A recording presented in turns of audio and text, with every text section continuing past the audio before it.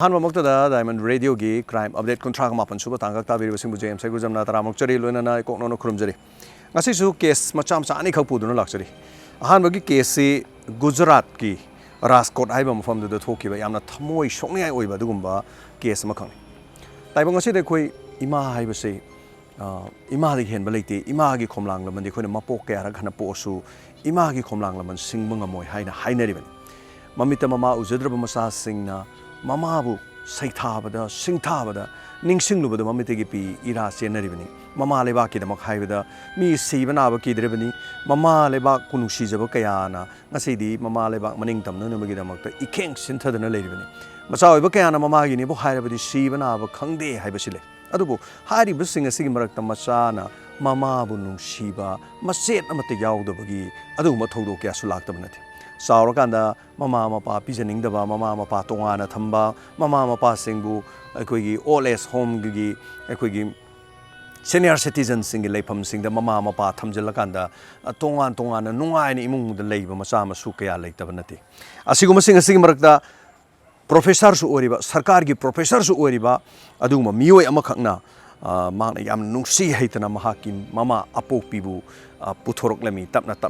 ai screen makhada uhanjage mama si puthore mana kari gi damak karai de puthore no mama si sauraga mina sauraga chatra dingam jadaba mama ni mama si anabini puruga thogle do ma akhoi gi lip amagi manak tong pusale lip tu dagi tongkhalaga floor mari suba floor phaw mathak ka khale aduga mama si mari suba floor da mana pukhat khre Pukat pada stair ama khakta mama si mana pukat pangamboing ambo chingkhat mama anabadu mana purga chale mamai thangda mama du mathak to pukhalaga chat khrakanda kumdharak padadi machanu pana ngasai mama si mana pukhala sakhi matam machanu pasi chappal tongde mai ka dagi mama si tamna ton pana saura puthorokani kumdharak padadi kai dore makhong da chappal tongaga kume du chappal du magi thongjin meya da thamme aduga mayum da changre hari basi CCTV की footage है बड़ी Moina ले इसी flat CCTV footage CCTV पाले busing दो यामना निंग चीज़ न उरमी अधुगा मसामा professor ओइबा Rajkot Gujarat तो पथौ दो गमनी मसिंग मतुंग हाल लेरगा मखा दगी मी मसेन खले थोंग नोक तौरे थोंग थिल्ले नंगी इमा दो मखा दा तादन ले होरे युम थक तगी तारे ए हायदन हा कमाई तो बनो हायदा मा खंजन न दब सारगा मखा दा कुमधर सटखरे मसिंग मतुंग दा पुलिस का ओरे पुलिस लाए यंगहले accident haibadi yum da sum lerambadagi mathakta lerambadagi accidentally madu onthakibagumba natraga suicide kumba ma nabadunu maram organda sizari jalaga haibagi mong amada punanaba mong ama semi asumna tha ahum hokhirami police case to close tawki haibadi accidentally sibani haibagi wafam siga loina na adubu mamai thangda masak khangda ba chithi ama khaglai masak khangda ba chithi ama khaglai mi si kanano khangde Masakang dapat cithi ama khalaga police da Raskot Gujarat thare maduding asidigi thahungi mamang da thokiba mama ama dolan mathak te gi tar sikhi badu madugi matang dani CCTV gi footage to amuktang check to biu haidana hairedi madugi matung da postmortem report ama amuk moi thigale nupi du siba matam haibadi dolan mathak te gi ta badu karam matam da ta khibano aduga siba matam se karino hai postmortem ta hobani na postmortem report amu DVR akoi gi CCTV gi record se timing je hai tare koi gi date of record se ma si yenge police na mugi ang kanda dolan na thakta gi tar si matam duga masa nu pa na mama puthorok pagi video du gi yeng mo matam da chap chanare haibadi nuksi khrabi mama adu masa professor oriba sarkar gi professor mo oina ba ki damak semak iba mama adubu second floor third floor 4 mari suba floor de mama adu pukhalaga mama adu machana indha bo oidam aduga mama ji makha da tare aduganda lekai gi mina makha da leba mina nama do mathakti gi makha da tare amta yeng silaw har kana mana sian da ba oram police na chap khale hangi kari gi no nang na nangi nama apok pibu indhar halisi kari gi no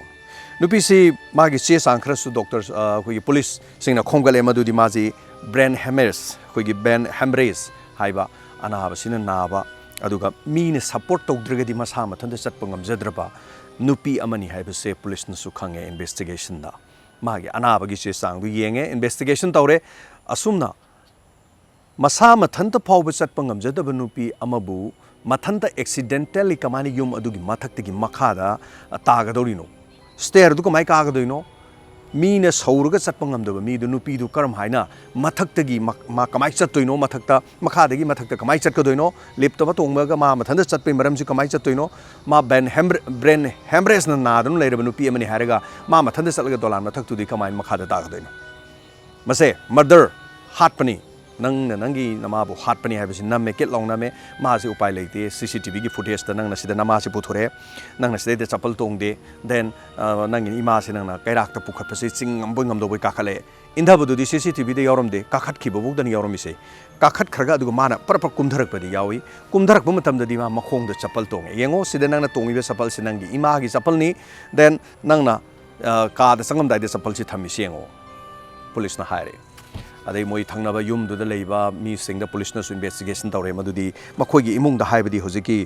professor siga magi nupi siga yam khanai karigino noi nama anaba se leibada laing mungamdre khang mungamdre sen thum khang mungamdre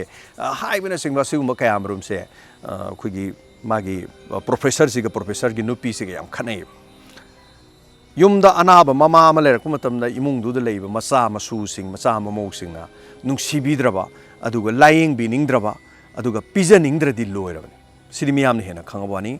adongi punsi da su thoi haning leite maramdi aigi nuksi jaraba aigi isado aina iyada aina sagadaba hawbudu aina kothoga aigi isado aina pizarini hayeng chawra kana mi oragana aibu pizza ningdaba aduga akhoi bu orphan home da thamnanaba chawra kana laying ningdaba mama mapa dolan mathakta pukhale indhaning baiji masi mas akhoi gi kare tare mamau nu piduna su magi apokpa mama mapa gum khanma ngamde aduga asi mamau nu pidasu akhoi gi manem na otpa su leiko tonga ba case kya ni so ngasi gi case kari phaubi bi ahan ba case ida adung nuksikraba mama adubu mabu professor oinaba semakpa mama ai araibadi oiramoi sarkar gi professor amani yes mano honajabadagi ni ador su pokpi badi mama aduna ne adung nuksikraba mama adubu puthoroklaga laying bada sel gi mathai am sari masanu pan hais ai mathai am sari laying ngamdre professor amju oiriba mama adu laying bada ngamdre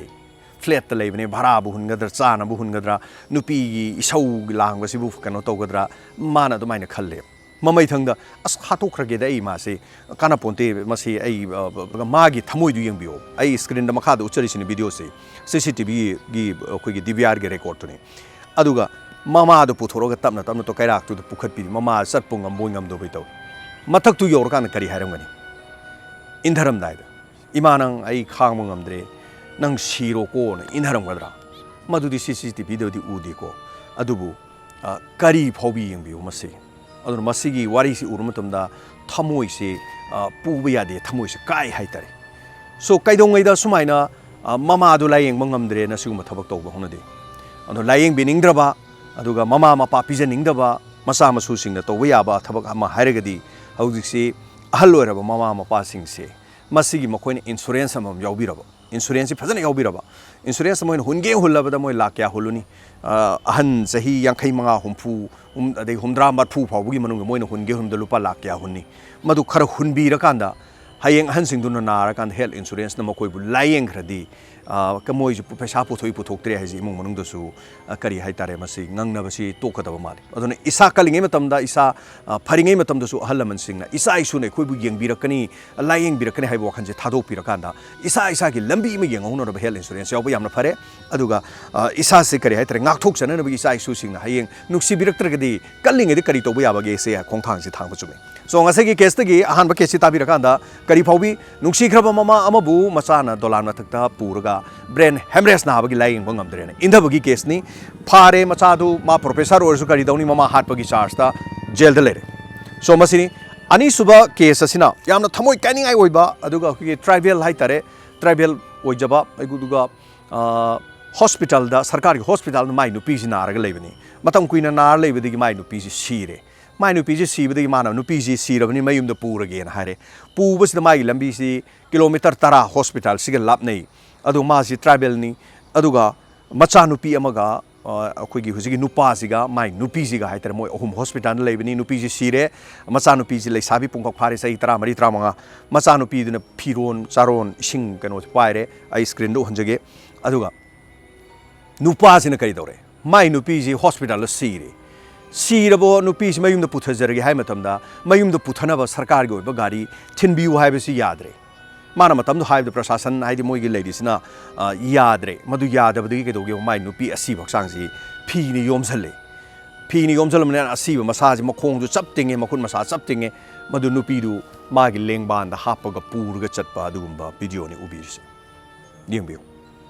ओडिशादा थोकपनि अदुगा नुपासी ममिंगना दाना माजी गवै नुपासी ममिंग दाना माजी महाकी नुपी असीबा हुंदोंबदि यादबनिना नुपीदुगी असीब हक्सांगदु माना लेंगबांदा हापगा मचा नुपी तुंगदे inner kilometre 10 खोंगना चले लंबीद मी सिंगनि येंगे पुथो Kharna mobile नम्मी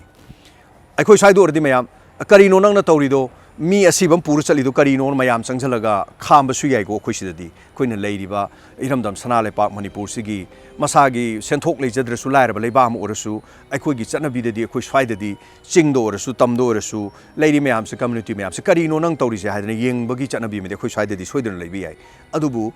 हारिबदु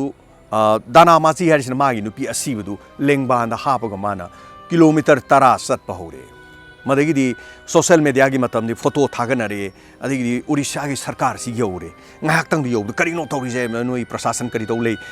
सिदे मी कोइगी tribal नुपा अमना मागी नुपीदु असी भक्सांग मयुम पुबद किलोमीटर 10 खोंग पुरे न्यूज चैनल हापे अदु कनो तौरे सि कमाय तौबनो ना हाइदन मोय सरकार ना खुदक एक्शन नम खक तौरे मदे डीसी की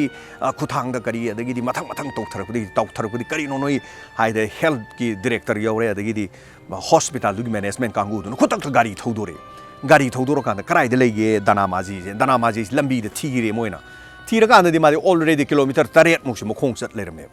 लंबी द वारगना पोथाय मचानुपी दु फम्मी मचानुपी दु ममा सीबदु येंग मुकपी माइ नुपादुना असी भक्सांग दं थम्मी लंबी द थम्मगा मु लेंगबांद मु थोंगकली अदुगो अमुक चटली अमुक उरुमम द मु थोंगकली अमुक थम्मी चटली हारिबसे कैमरा द रिकॉर्ड तौगरे उपाय लेते मीडिया की मीसु पुबीबे याय अमा तौबीबे याय दुबु हारिबा वीडियो दु नम्मगा लेरे मयाम दु उहन्नबगी हाइतारे अंगांगी सिंग ताबदा मागी कैमरा दा now my son is dying हुज माजी सिंग दा ड्राइंग इरांग नदन लेरे न नम लेबा फोन द नम्मगा लाइव तौ लेदु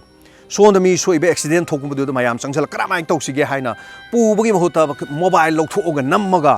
हारिबा थौदोक तो इन मयाम दु उहन्ननबा आईगी यूट्यूब तो मी याम येंगननबा आईगी फेसबुक तो मी याम येंगननबा नत्रगा आईना थागत पोट तो मयाम कमेंट याम लाकननबगी वाखलोम दो मयाम लोइना लेनरबा मतमनि हुजिक्स अदुना लंबी दे चटपसिंग दो लोइना नम्मग लई अदु मखोय प्रशासनना खुदक्ता मदुगी एक्शन तोरकुदगिदी कोनंगदा अखोयगी दानामाजी मागी नुपी सिगा लोइना गाड़ी दुगा खुंगंग योहनखी खुंगंग होनखिबदुदी it's very late it's too late याम थेंगरे अदुबु सेक्शनदब सरकार की थौ असिगुमबसिना करम मियोदी हेना थोके हाइबबु लाइरब प्रजासिंग दे हेना थोए खरा मसक ममिंग नाइबा खरा मसक ममिंग खंगबा अदुगो खरा सेल थुम पाइबदना खरा तरु तनाना मखोइगिनी हाइरगना फन फन चोंथोग तोरगसु कनागुम मसक खंगदब मी अमा लाइरब प्रजा अमदि असुगुम थोदोकसे अदुम थोकपजानी चौखटलब ngasi 21st century gi adu malem sida leiriba lepa khudi mona chaukhotnarakta ngasi di mars ta chatnanabagi tha da koirunanabagi grah gi tongan tongan masing kya puthoktu space ta adugo khulai gi lamjen da mamang tha da chatnariba india su super power oinabagi kanna sangsilingi marak sida india gi mafam da di mi asiba hakchang du mayum da puthana bhona bu upai leite lairba mi du masa da thongkalaga lengba hapga chatliba adugum leba kaman india so section view ngasi gi case ani si tabiraga kari phaubi bage hayang amok soidna case ani amok pudun laksage so ngasi gi matang asida crime update contract mapan suba losinjare so meam hariba thoromasi hanana thagachari facebook ti yengbiriba youtube ti yengbiriba radio da tabiriba se meam promopu james hegurjam amukhana khurumjari